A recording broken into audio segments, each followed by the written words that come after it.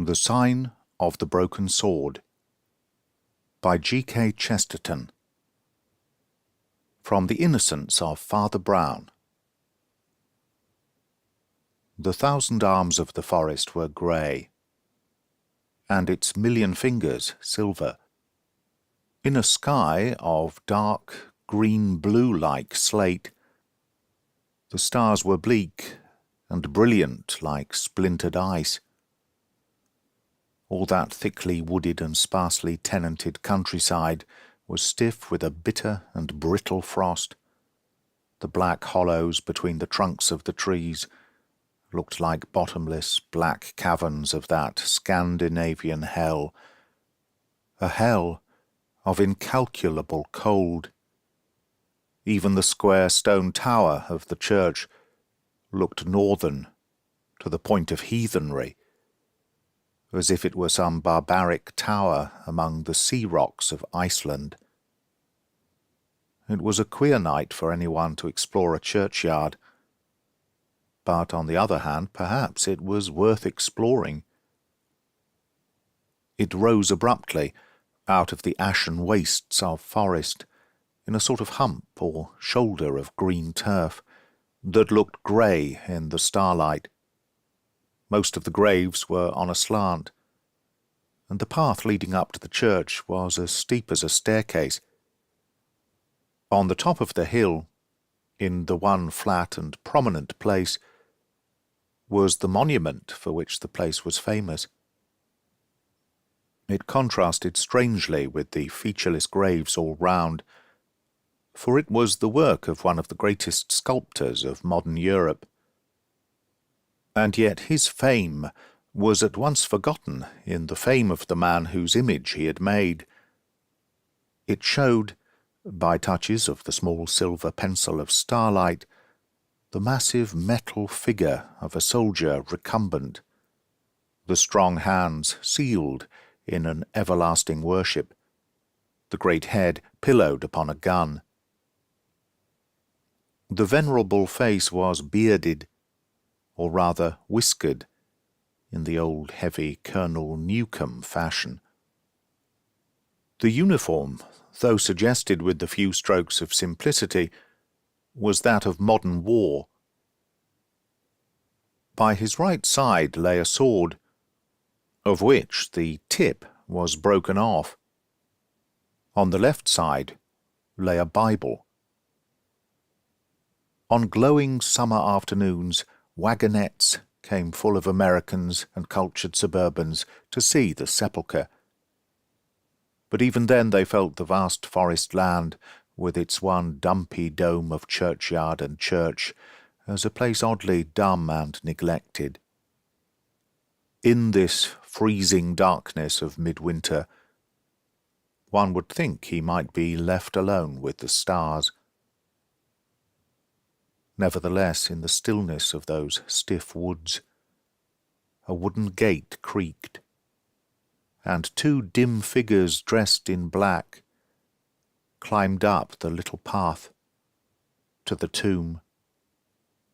So faint was that frigid starlight that nothing could have been traced about them, except that while they both wore black, one man was enormously big, and the other, perhaps by contrast, almost startlingly small.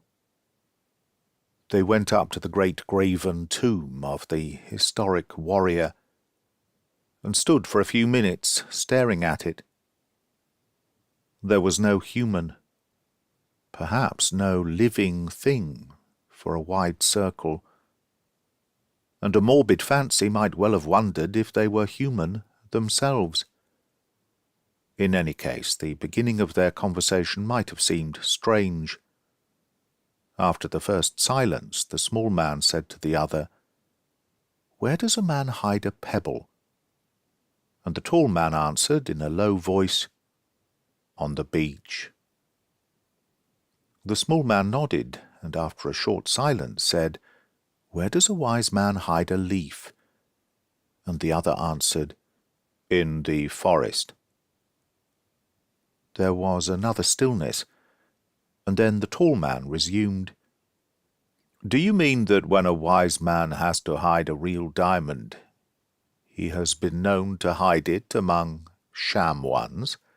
"No, no," said the little man with a laugh. "We will let bygones be bygones." He stamped his cold feet for a second or two, and then said, "I'm not thinking of that at all, but of something else, something rather peculiar. Just strike a match, will you?" The big man fumbled in his pocket, and soon a scratch and a flare painted gold the whole flat side of the monument.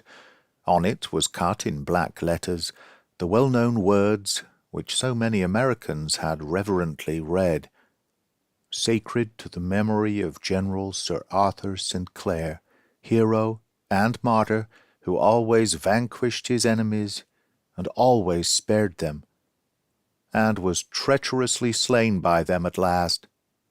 May God, in whom he trusted, both reward and revenge him." The match burnt the big man's fingers, blackened, and dropped. He was about to strike another, but his small companion stopped him. "That's all right, Flambeau, old man. I saw what I wanted. Or rather, I didn't see what I didn't want. And now we must walk 1.5 miles along the road to the next inn, and I will try to tell you all about it, for heaven knows a man should have a fire and ale when he dares to tell such a story." They descended the precipitous path, they relatched the rusty gate, and set off at a stamping, ringing walk down the frozen forest road. They had gone a full 1/4 of a mile before the smaller man spoke again. He said, "Yes, the wise man hides a pebble on the beach. But what does he do if there is no beach? Do you know anything of that great St. Clair trouble?" "I know nothing about English generals, Father Brown," answered the large man, laughing, "though a little about English policemen. I only know that you have dragged me a precious long dance to all the shrines of this fellow, whoever he is. One would think he got buried in 6 different places. I've seen a memorial to General St. Clair in Westminster Abbey. I've seen a ramping equestrian statue of General St. Clair on the Embankment. I've seen a medallion of St. Clair in the street he was born in, and another in the street he lived in, and now you drag me after dark to his coffin in the village churchyard.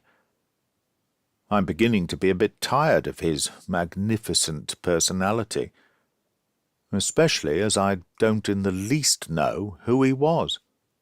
What are you hunting for in all these crypts and effigies?" "I'm only looking for one word," said Father Brown, "a word that isn't there." "Well?" asked Flambeau. "Are you going to tell me anything about it?" "I must divide it into 2 parts," remarked the priest. "First, there is what everybody knows, and then there is what I know. Now, what everybody knows is short and plain enough. It is also entirely wrong." "Right you are," said the big man called Flambeau cheerfully. "Let's begin at the wrong end. Let's begin with what everybody knows, which isn't true. If not wholly untrue, it is at least very inadequate," continued Brown.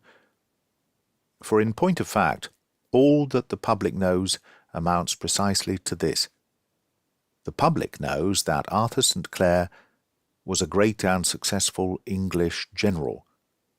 It knows that after splendid yet careful campaigns both in India and Africa, he was in command against Brazil, when the great Brazilian patriot, Olivier, issued his ultimatum. It knows that on that occasion St. Clair with a very small force attacked Olivier with a very large one, and was captured after heroic resistance, and it knows that after his capture, and to the abhorrence of the civilized world, St. Clair was hanged on the nearest tree, he was found swinging there after the Brazilians had retired, with his broken sword hung round his neck. "And that popular story is untrue?" suggested Flambeau. "No," said his friend quietly. "That story is quite true, so far as it goes." "Well, I think it goes far enough," said Flambeau. "But if the popular story is true, what is the mystery?" They had passed many hundreds of grey and ghostly trees before the little priest answered. Then he bit his finger reflectively and said, "Why, the mystery is a mystery of psychology, or rather it is a mystery of two psychologies. In that Brazilian business, two of the most famous men of modern history acted flat against their characters. Mind you, Olivier and St. Clair were both heroes. The old thing, and no mistake. It was like the fight between Hector and Achilles. Now what would you say to an affair in which Achilles was timid and Hector was treacherous?" "Go on," said the large man impatiently, as the other bit his finger again. Sir Arthur Sinclair was a soldier of the old religious type, the type that saved us during the mutiny, continued Brown. He was always more for duty than for dash, and with all his personal courage was decidedly a prudent commander, particularly indignant at any needless waste of soldiers. Yet, in this last battle he attempted something that a baby could see was absurd. One need not be a strategist to see it was as wild as wind, just as one need not be a strategist to keep out of the way of a motor bus. Well, that is the first mystery. What had become of the English general's head? The second riddle is what had become of the Brazilian general's heart. President Olivier might be called a visionary or a nuisance, but even his enemies admitted that he was magnanimous to the point of knight-errantry. Almost every other prisoner he had ever captured had been set free, or even loaded with benefits. Men who had really wronged him came away touched with his simplicity and sweetness. Why the deuce should he diabolically revenge himself only once in his life? And that for the one particular blow that could not have hurt him. Well, there you have it. One of the wisest men in the world acted like an idiot for no reason. One of the best men in the world acted like a fiend for no reason. That's the long and short of it. And I leave it to you, my boy." "No, you don't," said the other with a snort. "I leave it to you, and you jolly well tell me all about it." "Well," resumed Father Brown, "it's not fair to say that the public impression is just what I've said, without adding that two things have happened since. I can't say that they throw a new light, for nobody can make sense of them, but they threw a new kind of darkness. They threw the darkness in new directions. The first was this. The family physician of the St. Clairs quarrelled with that family, and began publishing a violent series of articles in which he said that the late general was a religious maniac. But as far as the tale went, this seemed to mean little more than a religious man. Anyhow, the story fizzled out. Everyone knew, of course, that St. Clair had some of the eccentricities of Puritan piety. The second incident was much more arresting. In the luckless and unsupported regiment which made that rash attempt at the Black River, there was a certain Captain Keith, who was at that time engaged to St. Clair's daughter, and who afterwards married her. He was one of those who were captured by Olivier, and, like all the rest except the general, appears to have been bounteously treated and promptly set free.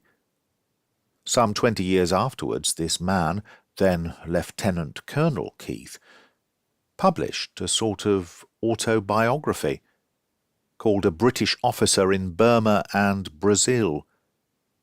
In the place where the reader looks eagerly for some account of the mystery of St. Clair's disaster may be found the following words: "Everywhere else in this book I have narrated things exactly as they occurred, holding as I do the old-fashioned opinion that the glory of England is old enough to take care of itself. The exception I shall make is in this matter of the defeat by the Black River, and my reasons, though private, are honourable and compelling. I will, however, add this in justice to the memories of two distinguished men. General St. Clair has been accused of incapacity on this occasion. I can at least testify that this action, properly understood, was one of the most brilliant and sagacious of his life.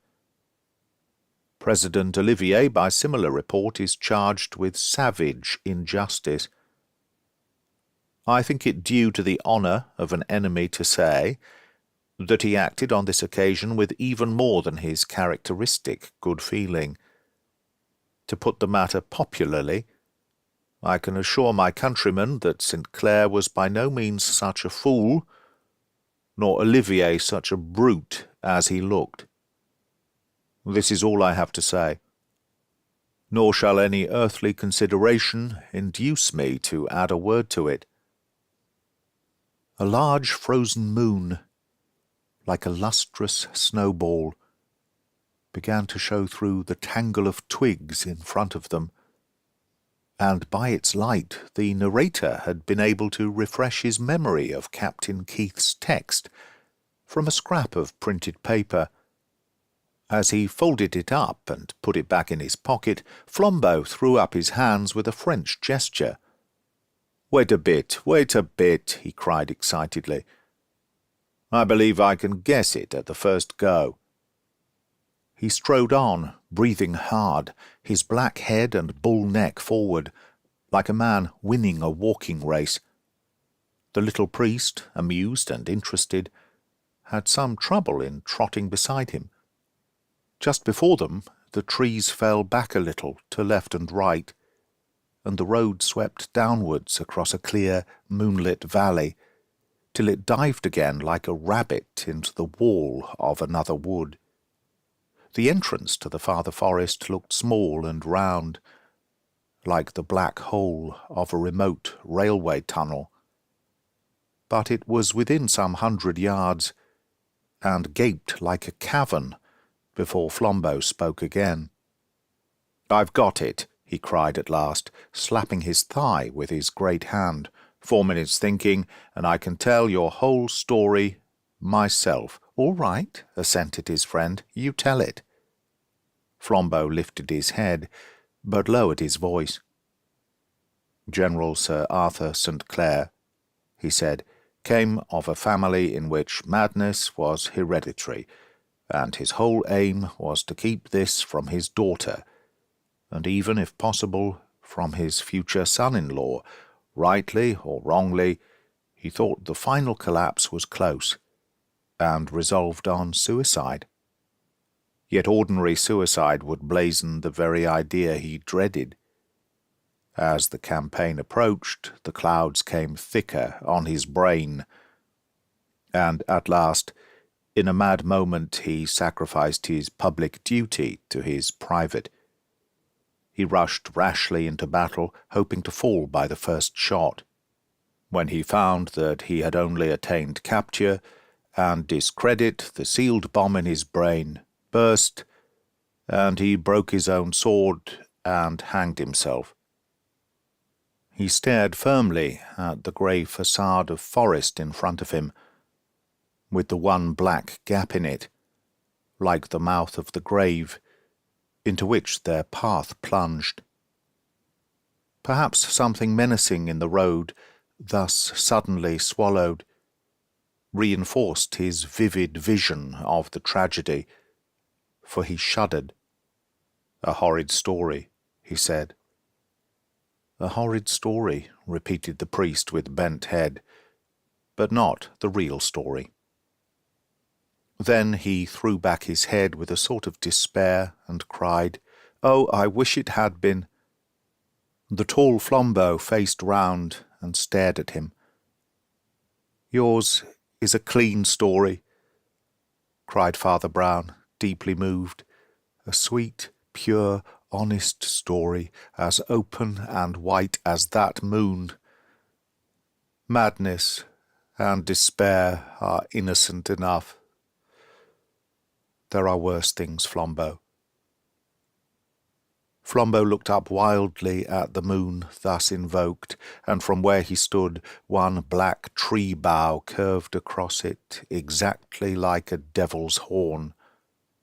"Father, father," cried Flambeau with the French gesture, and stepping yet more rapidly forward, "do you mean it was worse than that?"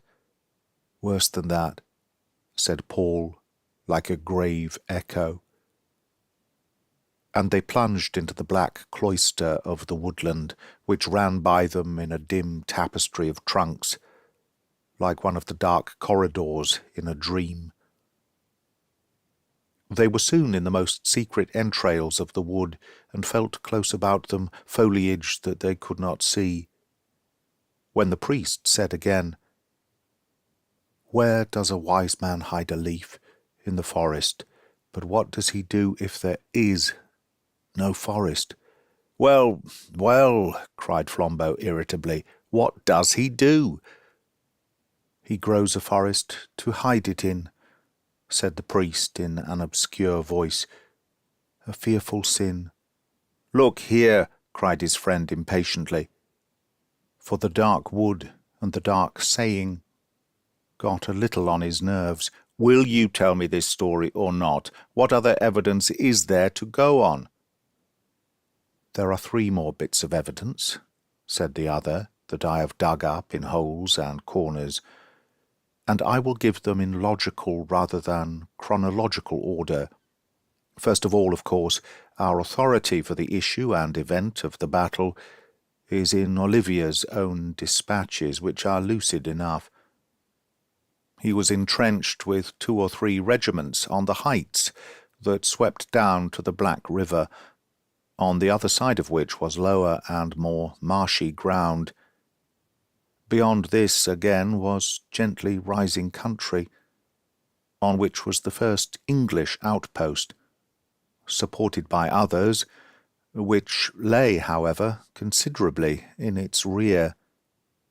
The British forces as a whole were greatly superior in numbers, but this particular regiment was just far enough from its base to make Olivier consider the project of crossing the river to cut it off.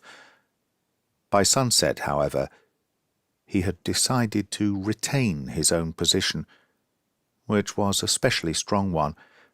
At daybreak next morning he was thunderstruck to see that this stray handful of English, entirely unsupported from their rear, had flung themselves across the river, half by a bridge to the right and the other half by a ford higher up, and were massed upon the marshy bank below him.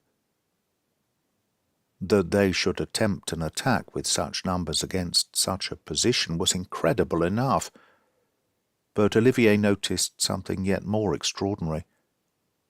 For instead of attempting to seize more solid ground, this mad regiment, having put the river in its rear by one wild charge, did nothing more, but stuck there in the mire like flies in treacle.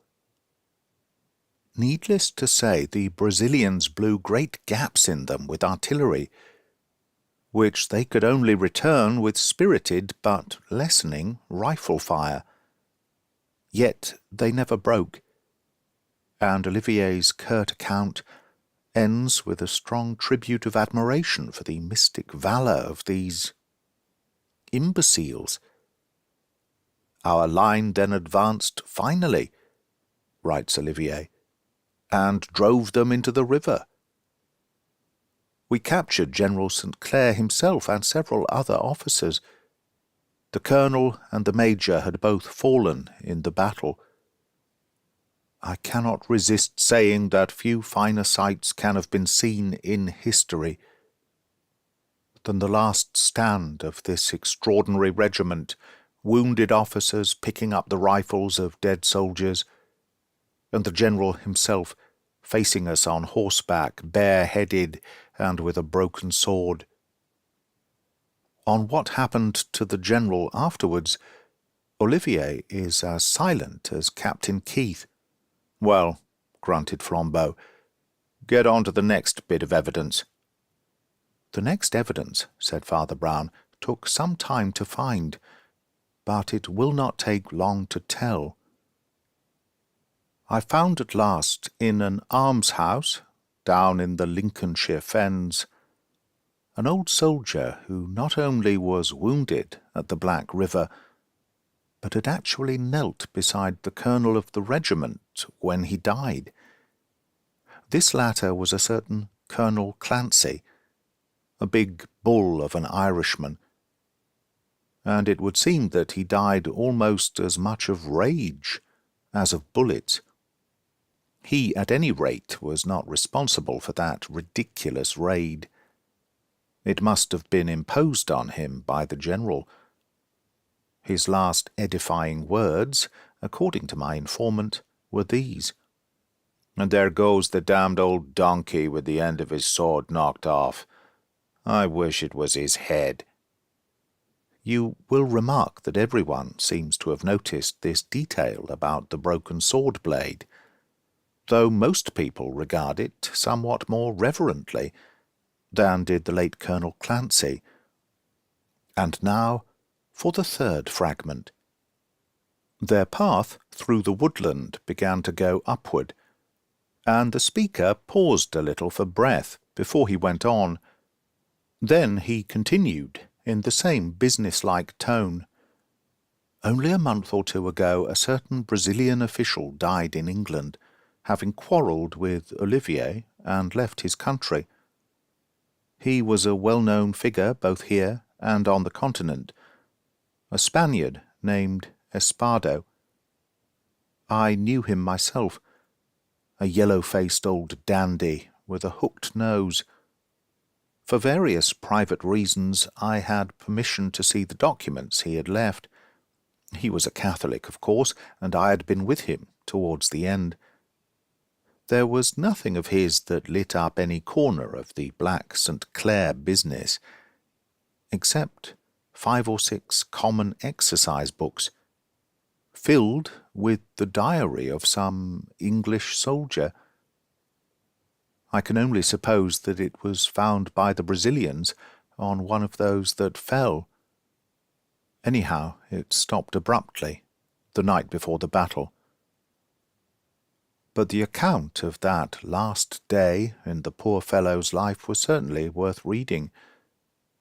I have it on me, but it's too dark to read it here, and I will give you a résumé. The first part of that entry is full of jokes, evidently flung about among the men, about somebody called the Vulture.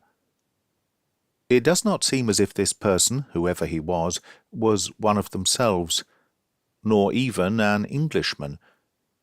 Neither is he exactly spoken of as one of the enemy.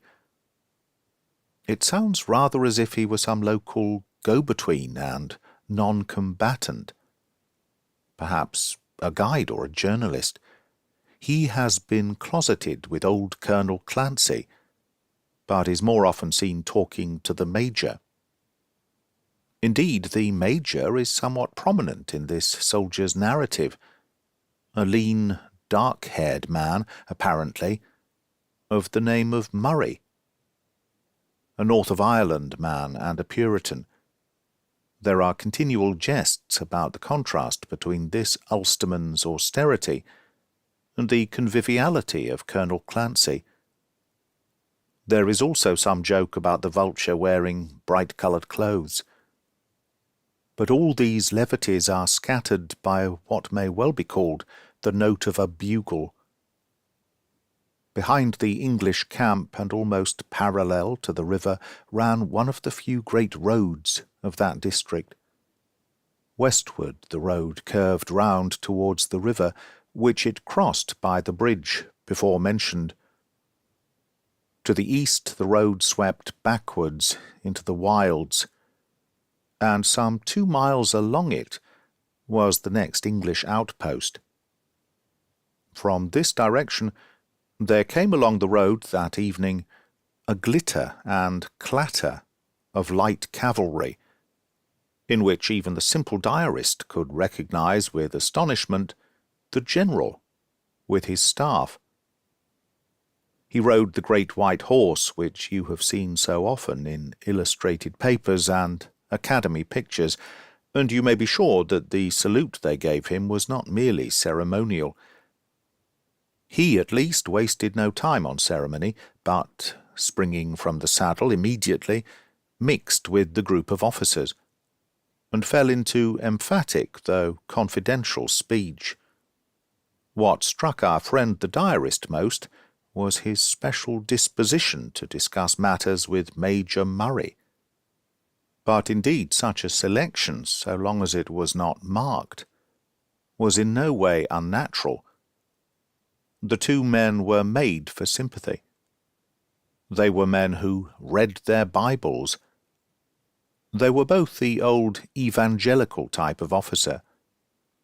However this may be, it is certain that when the general mounted again he was still talking earnestly to Murray, and that as he walked his horse slowly down the road towards the river, the tall Ulsterman still walked by his bridle rein in earnest debate. The soldiers watched the two until they vanished behind a clump of trees, where the road turned towards the river. The colonel had gone back to his tent, and the men to their pickets. The man with the diary lingered for another 4 minutes, and saw a marvellous sight. The great white horse, which had marched slowly down the road, as it had marched in so many processions, flew back, galloping up the road towards them as if it were mad to win a race. At first they thought it had run away with the man on its back, but they soon saw that the general, a fine rider, was himself urging it to full speed. Horse and man swept up to them like a whirlwind, and then, reining up the reeling charger, the general turned on them a face like flame, and called for the colonel like the trumpet that wakes the dead. I conceive that all the earthquake events of that catastrophe tumbled on top of each other, rather like lumber in the minds of men such as our friend with the diary. With the dazed excitement of a dream, they found themselves falling, literally falling, into their ranks, and learned that an attack was to be led at once across the river. The general and the major, it was said, had found out something at the bridge, and there was only just time to strike for life. The major had gone back at once to call up the reserve along the road behind. It was doubtful if even with that prompt appeal help could reach them in time, but they must pass the stream that night and seize the heights by morning. It is with the very stir and throb of that romantic nocturnal march that the diary suddenly ends. Father Brown had mounted ahead, for the woodland path grew smaller, steeper, and more twisted, till they felt as if they were ascending a winding staircase. The priest's voice came from above, out of the darkness. There was one other little and enormous thing. When the general urged them to their chivalric charge, he half drew his sword from the scabbard, and then, as if ashamed of such melodrama, thrust it back again. The sword again, you see. A half-light broke through the network of boughs above them, flinging the ghost of a net about their feet. For they were mounting again to the faint luminosity of the naked night.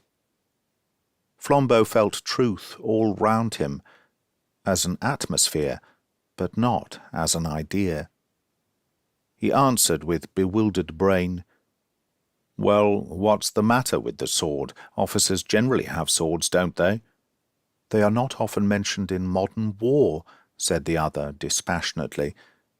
"But in this affair one falls over the blessed sword everywhere." "Well, what is there in that?" growled Flambeau. "It was a tuppence-coloured sort of incident. The old man's blade breaking in his last battle. Anyone might bet the papers would get hold of it, as they have. On all these tombs and things it's shown broken at the point.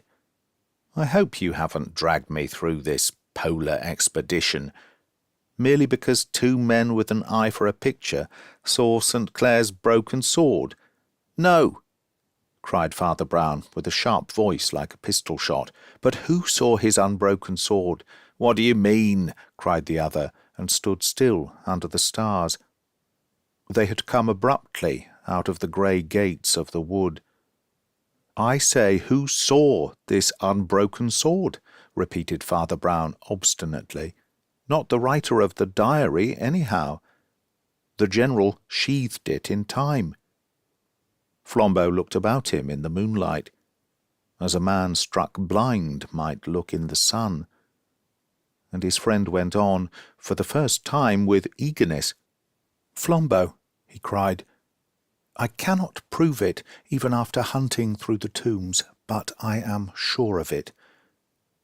Let me add just one more tiny fact that tips the whole thing over. The colonel, by a strange chance, was one of the first struck by a bullet. He was struck long before the troops came to close quarters.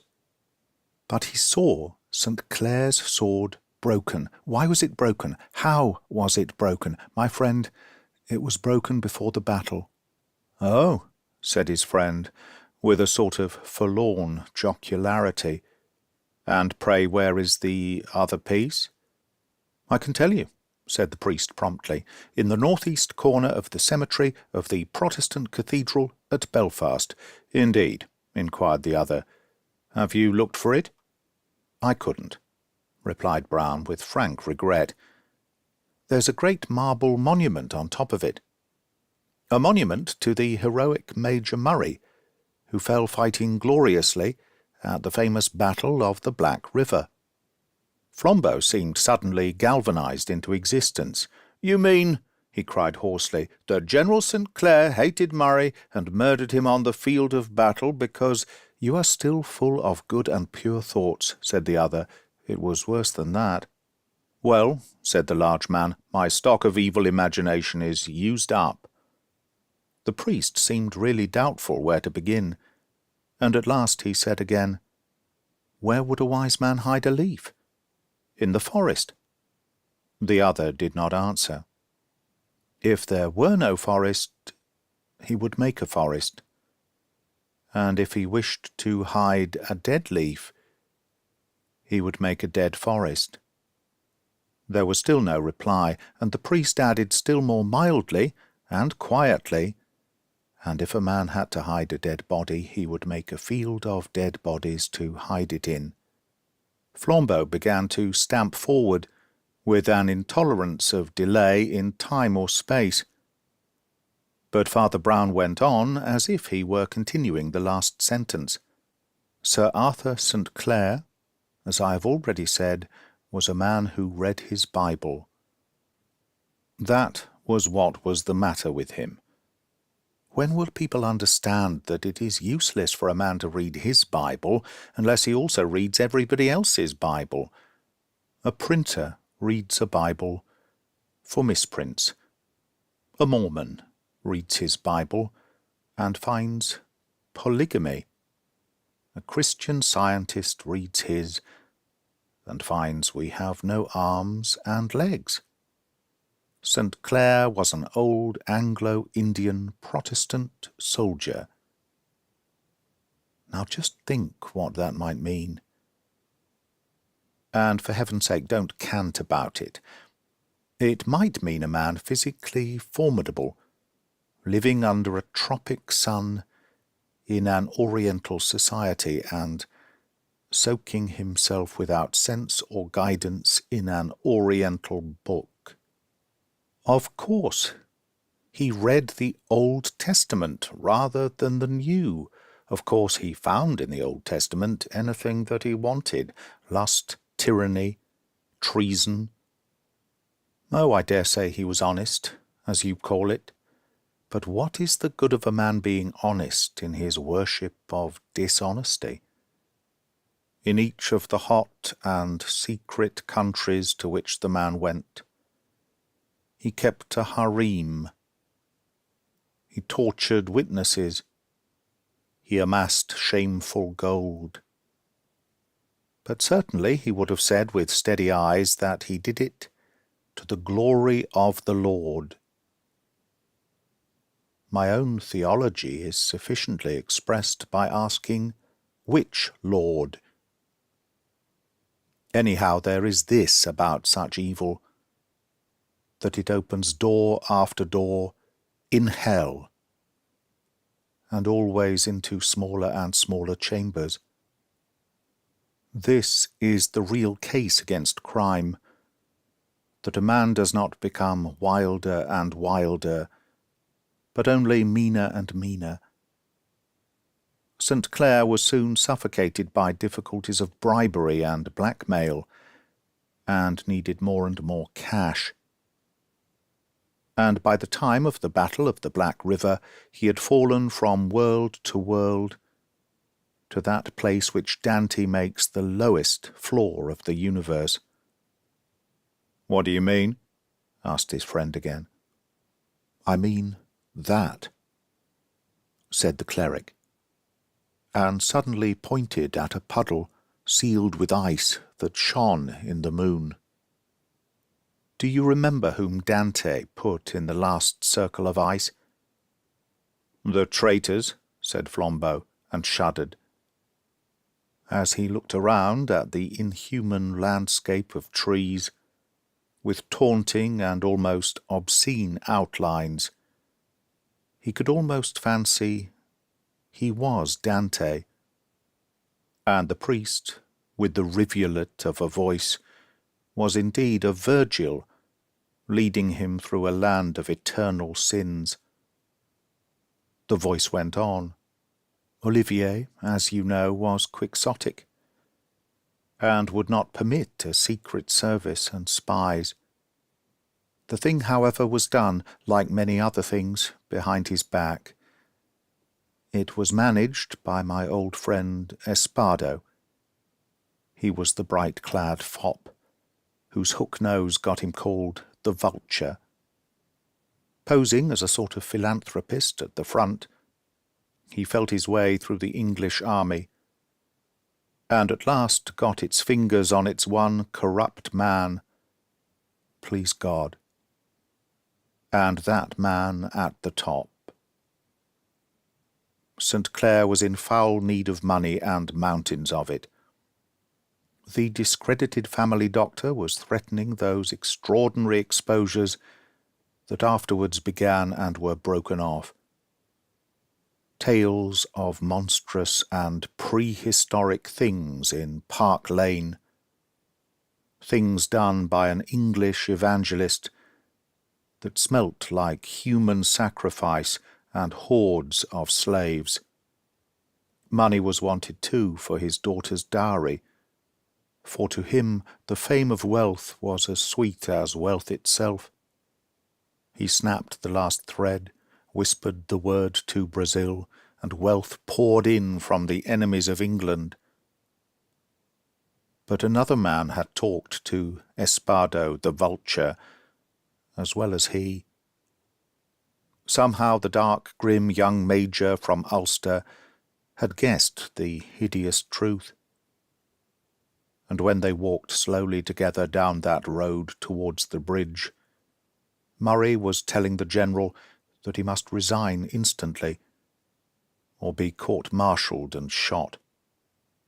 The general temporized with him till they came to the fringe of tropic trees by the bridge, and there, by the singing river and the sunlit palms, for I can see the picture, the general drew his sabre and plunged it through the body of the major. The wintry road curved over a ridge in cutting frost, with cruel black shapes of bush and thicket. But Flambeau fancied that he saw beyond it faintly the edge of an aureole that was not starlight and moonlight, but some fire such as is made by man. He watched it as the tale drew to its close. St. Clair was a hellhound, but he was a hound of breed. Never, I'll swear, was he so lucid and so strong as when poor Murray lay a cold lump at his feet. Never in all his triumphs, as Captain Keith said truly, was the great man so great as he was in this last world-despised defeat. He looked coolly at his weapon to wipe off the blood. He saw the point he had planted between his victim's shoulders had broken off in the body. He saw quite calmly, as through a club window-pane, all that must follow. He saw that men must find the unaccountable corpse, must extract the unaccountable sword-point, must notice the unaccountable broken sword, or absence of sword. He had killed but not silenced. But his imperious intellect rose against the facer. There was one way yet. He could make the corpse less unaccountable. He could create a hill of corpses to cover this one. In 20 minutes, 800 English soldiers were marching down to their death. The warmer glow behind the black winter wood grew richer and brighter, and Flambeau strode on to reach it. Father Brown also quickened his stride, but he seemed merely absorbed in his tale. Such was the valour of that English 1,000, and such the genius of their commander, that if they had at once attacked the hill, even their mad march might have met some luck. But the evil mind that played with them like pawns had other aims and reasons. They must remain in the marshes by the bridge, at least till British corpses should be a common sight there. Then for the last grand scene, the silver-haired soldier saint would give up his shattered sword to save further slaughter. Oh, it was well organized for an impromptu. But I cannot prove, I think that it was while they were stuck there in the bloody mire that someone doubted, and someone guessed. He was mute a moment, and then said, "There is a voice from nowhere that tells me the man who guessed was the lover, the man to wed the old man's child." "But what about Olivier and the hanging?" asked Flambeau. Olivier, partly from chivalry, partly from policy, seldom encumbered his march with captives, explained the narrator. He released everybody in most cases. He released everybody in this case. "Everybody but the general," said the tall man. "Everybody," said the priest. Flambeau knit his black brows. "I don't grasp it all yet," he said. "There is another picture, Flambeau," said Brown in his more mystical undertone. "I can't prove it, but I can do more. I can see it. There is a camp breaking up on the bare, torrid hills at morning, and Brazilian uniforms massed in blocks and columns to march. There is the red shirt and long black beard of Olivier, which blows as he stands, his broad-brimmed hat in his hand. He is saying farewell to the great enemy he is setting free, the simple, snow-headed English veteran, who thanks him in the name of his men. The English remnant stand behind at attention. Beside them are stores and vehicles for the retreat. The drums roll, the Brazilians are moving. The English are still like statues. So they abide till the last hum and flash of the enemy have faded from the tropic horizon. Then they alter their postures all at once, like dead men coming to life. They turn their 50 faces upon the general, faces not to be forgotten. Flambeau gave a great jump. "Ah," he cried, "you don't mean—" "Yes," said Father Brown, in a deep, moving voice. "It was an English hand that put the rope round St. Clair's neck. I believe the hand that put the ring on his daughter's finger. They were English hands that dragged him up to the tree of shame, the hands of men that had adored him and followed him to victory. And they were English souls, God pardon and endure us all, who stared at him, swinging in that foreign sun on the green gallows of palm, and prayed in their hatred that he might drop off it into hell. As the two topped the ridge, there burst on them the strong scarlet light of a red-curtained English inn. It stood sideways in the road, as if standing aside in the amplitude of hospitality. Its 3 doors stood open with invitation, and even where they stood they could hear the hum and laughter of humanity happy for a night. "I need not tell you more," said Father Brown. "They tried him in the wilderness and destroyed him. And then, for the honour of England and of his daughter, they took an oath to seal up for ever the story of the traitor's purse and the assassin's sword-blade. Perhaps, heaven help them, they tried to forget it. Let us try to forget it anyhow. Here is our inn." "With all my heart," said Flambeau, and was just striding into the bright, noisy bar when he stepped back and almost fell on the road. "Look there, in the devil's name!" he cried, and pointed rigidly at the square wooden sign that overhung the road. It showed dimly the crude shape of a sabre hilt and a shortened blade, and was inscribed in false archaic lettering, "The Sign of the Broken Sword." "Were you not prepared?" asked Father Brown gently. "He is the god of this country. Half the inns and parks and streets are named after him and his story." "I thought we had done with the leper," cried Flambeau, and spat on the road. "You will never have done with him in England," said the priest, looking down, "while brass is strong and stone abides. His marble statues will erect the souls of proud, innocent boys for centuries. His village tomb will smell of loyalty as of lilies.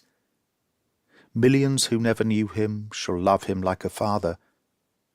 This man whom the last few that knew him dealt with him like dung, he shall be a saint, and the truth shall never be told of him, because I have made up my mind at last.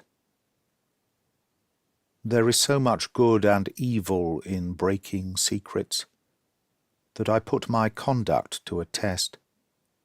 All these newspapers will perish. The anti-Brazil boom is already over. Olivier is already honoured everywhere. But I told myself that, if anywhere, by name, in metal or marble, that will endure like the pyramids, Colonel Clancy or Captain Keith, or President Olivier, or any innocent man was wrongly blamed, then I would speak. If it were only that St. Clair was wrongly praised, I would be silent, and I will. They plunged into the red-curtained tavern, which was not only cosy, but even luxurious inside. On a table stood a silver model of the tomb of St. Clair, the silver head bowed, the silver sword broken. On the walls were coloured photographs of the same scene, and of the system of wagonettes that took tourists to see it. They sat down on the comfortable padded benches. "Come, it's cold," cried Father Brown. "Let's have some wine or beer." "Or brandy," said Flambeau. That is the end of The Sign of the Broken Sword by G.K. Chesterton, from The Innocence of Father Brown, read by Greg Wagland for Magpie Audio, 2023. Thank you for listening.